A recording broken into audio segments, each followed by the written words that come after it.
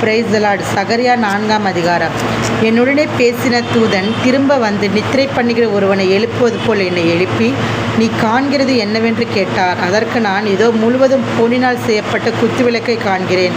அதன் உச்சியில் அதன் கிண்ணமும், அதன் மேல் அதன் 7 அகல்களும், அதன் உச்சியில் இருக்கிற அகல்களுக்கு போகிற 7 குழாய்களும் இருக்கிறது.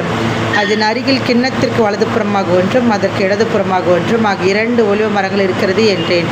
நான் என்னுடனே பேசின தூதனை நோக்கி, ஆண்டவனே, இவைகள் என்னவென்று கேட்டேன். என்னுடனே பேசின தூதன் மறுமொழியாக, இவைகள் என்னதென்று உனக்கு தெரியாதா என்றார். ஆண்டவனே, எனக்கு தெரியாது என்றேன். அப்பொழுது அவர், செருபாபேலுக்கு சொல்லப்படுகிற கர்த்தருடைய வார்த்தை என்னவென்றால், பலத்தினாலும் அல்ல, பராக்கிரமத்தினாலும் அல்ல, என்னுடைய ஆவியினாலேயே ஆகும் என்று சேனைகளின் கர்த்தர் சொல்லுகிறார். பெரிய பர்வதமே, நீ எம்மாத்திரம். செருபாபேலுக்கு முன்பாக நீ சமபூமி ஆவாய். தலைக்கல்லை அவன் கொண்டு வருவான், அதற்கு கிருபை உண்டாவதாக, கிருபை உண்டாவதாக என்று ஆர்ப்பரிப்பார்கள் என்றார்.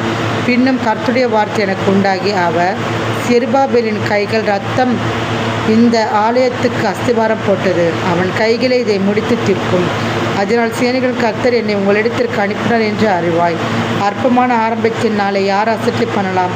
பூமி எங்கும் சுற்றி பார்க்கிறவர்களாகிய கர்த்தருடைய 7 கண்களும் செருபாபேலின் மேல் கையில் இருக்கிற தூக்கு நூலை சந்தோஷமாய் பார்க்கிறது என்றார்.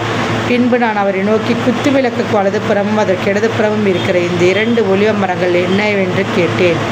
மறுபடியும் நான் அவரை நோக்கி, 2 பொற்குழாய்களின் வழியாய் தொங்கி பொன்னிறமான எண்ணெயை தங்களிலிருந்து இறங்க பண்ணுகிறவர்களாகிய ஒலிவ மரங்களில் 2 கிரியைகள் என்னவென்று கேட்டேன். அதற்கு அவர், இவைகள் இன்னதென்று உனக்கு தெரியாதா என்றார். ஆண்டவனே, எனக்கு தெரியாது என்றேன்.